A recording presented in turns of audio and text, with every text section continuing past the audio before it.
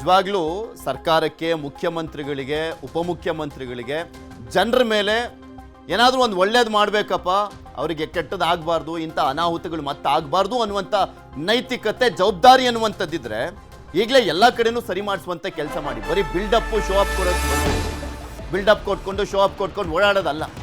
ನಾನು ಆಗಲೇ ಹೇಳ್ತಾ ಇದ್ನಲ್ಲ, ಸರ್ಕಾರಿ ಶಾಲೆಗಳ ಪರಿಸ್ಥಿತಿ ಹೇಗಿದೆ, ಎಷ್ಟು ಶಿಥಿಲಾವಸ್ಥೆಯಲ್ಲಿದೆ, ಎಲ್ಲೆಲ್ಲಿ ಮಕ್ಕಳು ಆತಂಕದಲ್ಲಿದ್ದಾರೆ, ಅದನ್ನು ಸರಿ ಮಾಡಿಸಿ.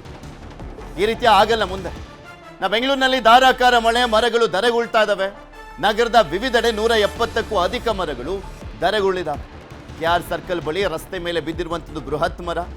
CM ಗೃಹ ಕಚೇರಿ ಕೃಷ್ಣ ಬಳಿ ಭಾರಿ ಅವಾಂತರ ಸೃಷ್ಟಿಯಾಗಿತ್ತು.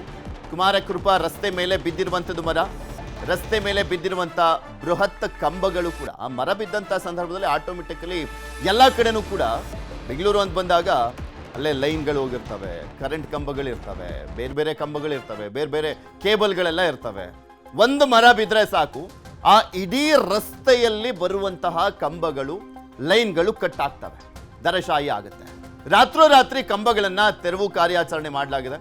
ಕುಮಾರಕೃಪದ ರೈಲ್ವೆ ಪ್ಯಾರಲಲ್ ರಸ್ತೆಯಲ್ಲಿ ಅವಾಂತರ ನಡೆದಿರುವಂಥದ್ದು. ವಾಹನಗಳ ಮೇಲೆ ಮುರಿದು ಬಿದ್ದಿರುವಂಥದ್ದು ಮರ ನಿಮಗೆ ತೋರಿಸ್ತಾ ಇದ್ದೀನಿ.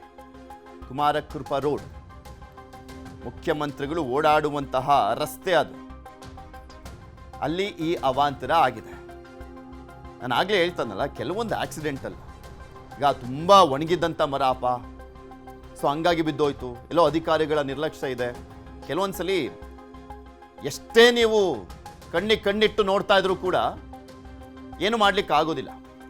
ಪ್ರಕೃತಿ ಮುನಿದಂಥ ಸಂದರ್ಭದಲ್ಲಿ ಅದು ಬರೀ ಮಳೆ ಅಲ್ಲ ಬಂದಿದ್ದು, ನಿನ್ನೆ ಬಿರುಗಾಳಿ ಸಮೇತ ಬಂದಂಥ ಮಳೆಗೆ ಸಾಕಷ್ಟು ಅವಾಂತರ ಸೃಷ್ಟಿಯಾಗಿರುತ್ತೆ. ಇದ್ರ ಬಗ್ಗೆ ಇನ್ನಷ್ಟು ಮಾಹಿತಿಯನ್ನು ಕೊಡ್ತಾ ಹೋಗ್ತಾರೆ ನಮ್ಮ ಪ್ರತಿನಿಧಿ ತಿಮ್ಮೇಗೌಡರು ನಮ್ಮ ಜೊತೆ ನೇರ ಸಂಪರ್ಕದಲ್ಲಿ ಇದ್ದಾರೆ. ತಿಮ್ಮೇಗೌಡ್ರೆ, ಮುಖ್ಯಮಂತ್ರಿಗಳು ಓಡಾಡುವಂಥ ಜಾಗ, ಹತ್ರನೇ ಇರುವಂಥ ಮನೆ, ಅಲ್ಲಿ ಯಾವ ರೀತಿಯಾಗಿ ಒಂದು ಆತಂಕ ಸೃಷ್ಟಿಯಾಗಿತ್ತು, ಮತ್ತೆ ಮರಗಳು ದರಶಾಹಿ ಆಗಿದ್ದಾವೆ, ಅದೆಲ್ಲವನ್ನು ಕೂಡ ಕ್ಲಿಯರ್ ಮಾಡುವಂಥ ಕೆಲಸ ಆಯ್ತಾ?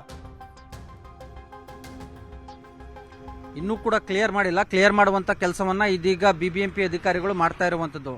ಪೃಥ್ವಿರಾಜ್, ಬಹಳ ಮುಖ್ಯವಾಗಿ ನಿನ್ನೆ ಸಂಜೆಯಿಂದಲೂ ಕೂಡ ರಾಜಧಾನಿ ಬೆಂಗಳೂರಿನಲ್ಲಿ ಸುರಿದಂಥ ಒಂದು ಧಾರಾಕಾರ ಮಳೆಗೆ ಬೆಂಗಳೂರಿನ ವಿವಿಧೆಡೆ ಸುಮಾರು 170ಕ್ಕೂ ಹೆಚ್ಚು ಮರಗಳು ರಸ್ತೆಗೆ ಉರುಳಿದಂಥ ಪರಿಣಾಮವಾಗಿ ಇಡೀ ಸಿಲಿಕಾನ್ ಸಿಟಿಯಲ್ಲಿ ಒಂದು ರೀತಿ ಟ್ರಾಫಿಕ್ ಜಾಮ್ ಉಂಟಾಗಿರ್ತಕ್ಕಂಥದ್ದು. ರಸ್ತೆ ಸಂಚಾರ ತುಂಬಾ ಅಸ್ತವ್ಯಸ್ತಗೊಂಡಿದೆ, ಜನಜೀವನ ತುಂಬಾ ಅಸ್ತವ್ಯಸ್ತಗೊಂಡಿದೆ.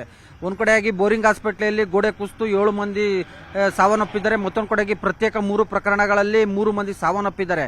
ಹೀಗಾಗಿ ಇದೀಗ CM ನಿವಾಸ ಕಾವೇರಿ ಮುಂಭಾಗದ ರಸ್ತೆಯಲ್ಲಿ ಏನು ಬೃಹತ್ ಮರಗಳು ಧರೆಗುರುಳಿದಂಥ ಪರಿಣಾಮವಾಗಿ ಇಡೀ ರೋಡ್ ಜಾಮ್ ಆಗಿರುವಂಥದ್ದು. ಇದೀಗ ಏನು ಲಘು ವಾಹನಗಳಿಗೆ ಮಾತ್ರ ಈ ಒಂದು ರಸ್ತೆಯಲ್ಲಿ ಸಂಚಾರಕ್ಕೆ ಅವಕಾಶವನ್ನ ಮಾಡಿಕೊಡಲಾಗಿದೆ. ಒಂದು ಆತಂಕಕಾರಿ ವಿಚಾರ ಏನು ಅಂದ್ರೆ, ನಮ್ಮ ಸಹೋದ್ಯೋಗಿ ಝೂಮ್ ಮಾಡಿ ತೋರಿಸ್ತಾರೆ, ಏನು CM ನಿವಾಸ ಕಾವೇರಿ ಮುಂಭಾಗದಲ್ಲಿ ಇರ್ತಕ್ಕಂಥ ಏನು ಗಾಲ್ಫ್ ಕ್ಲಬ್ ಏನಿದೆ, ಗಾಲ್ಫ್ ಕ್ಲಬ್ ಸುತ್ತ ಆ ಒಂದು ಬಾಲ್ಗಳು ರಸ್ತೆ ಬರಬಾರ್ದು ಅನ್ನುವಂಥ ನೆಟ್ಟನ್ನು ಹಾಕಲಾಗಿತ್ತು. ಆ ನೆಟ್ ರಕ್ಷಣೆಗೋಸ್ಕರ ಬೃಹತ್ ಆದಂತ ಒಂದು ಏನು ಕಬ್ಬಿಣದ ಪಿಲ್ಲರ್ಗಳನ್ನ ಅಳವಡಿಸಿದ್ರು. ಆದ್ರೆ ತಡರಾತ್ರಿ ಸುರಿದಿರ್ತಕ್ಕಂಥ ಈ ಒಂದು ಧಾರಾಕಾರ ಮಳೆಗೆ ಆ ಒಂದು ಕಬ್ಬಿಣದ ಪಿಲ್ಲರ್ಗಳೇ ಮುರಿದು ಈ ಒಂದು ಕುಮಾರಕೃಪಾ ರಸ್ತೆಗೆ ಬಿದ್ದಿರುವಂತ ಒಂದು ದೃಶ್ಯ ನೋಡ್ತಾ ಇರ್ಬೋದು.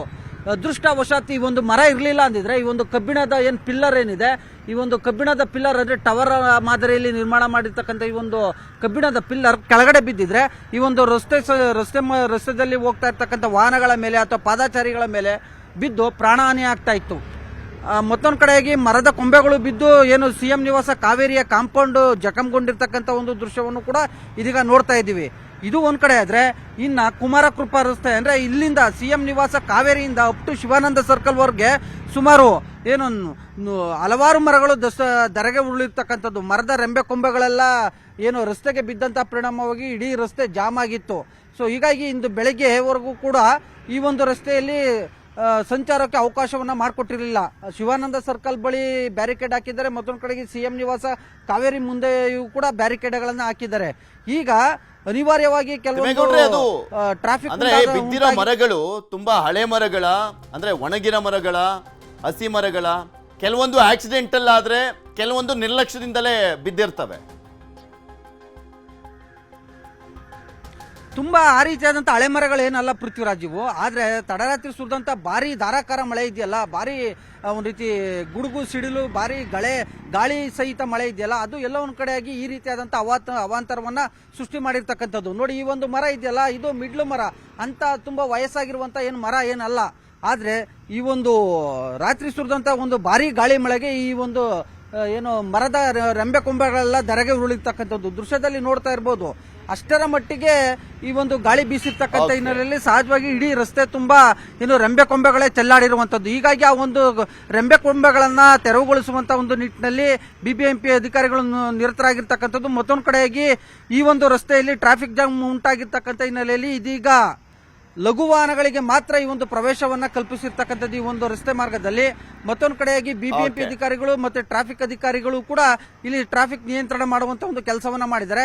ಮತ್ತೊಂದು ಕಡೆಯಾಗಿ ಗಾಲ್ಫ್ ಕ್ಲಬ್ ಒಳಗಡೆಯೂ ಕೂಡ ಹಲವಾರು ಕಬ್ಬಿಣದ ಪಿಲ್ಲರ್ಗಳು ಕೂಡ ಮುರಿದು ಬಿದ್ದಿರ್ತಕ್ಕಂಥ